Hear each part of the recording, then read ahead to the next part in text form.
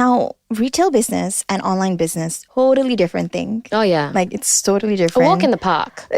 No stress. No sweat. So tell us a little bit more about like the difference between running an online business and expanding it into a retail physical store business. If you really like to sleep, don't do it. Don't do it. Stay If away you from like it. to sleep, my second sister, Kim, and I are very different. We call her the wombat of the family. She can sleep for like 14 hours. Oh my. And ever since I was a little girl, I would survive on like 6-7 hours sleep and be up again in the morning when there was absolutely nothing serious to be done. Mm-hmm. My mom would be like, why are you up? I'm like, I'm reading. And this was since I was a child. So I think truly, if you like sleep, don't do it. Just like if you like sleep, don't have kids. I would say it's a very different world. On and offline is very different. And what I've realized, which I don't know if this is profound, is we are actually all of us creatures of habit. Like your brain is actually not wired to be comfortable with change, no matter how much you say you want progression and growth.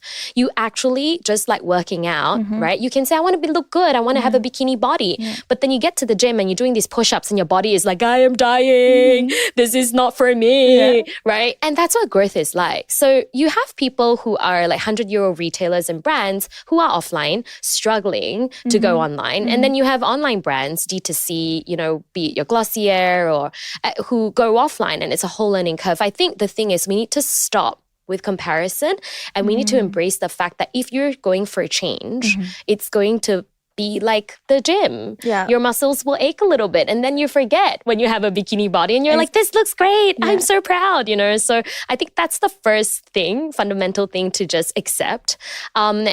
When it comes to what the key differences are, I think it's a lot more personal offline because you're actually dealing with real people. Of course, online you are dealing with real people, but it's less in your face. Right. Yeah. So offline, there's a lot more confrontation sometimes. Like the offline team sometimes has to deal with customers from all walks of life, right? So sometimes people can be more difficult. They can come in and demand for things that go against retail SOPs. At the same time, they're very sweet.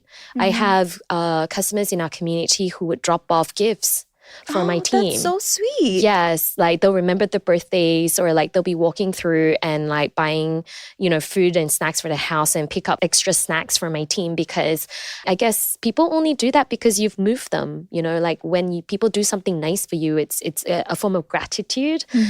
So I think you have to, I think as people, and this is a reminder for myself, when you're taking check, you can't just soak in the negativity. You need to full eyes wide open, be like, what are the good and the bad parts? And I think offline retailing is exactly that. It's much more in your face, but there's also a lot more reward. Audio Plus.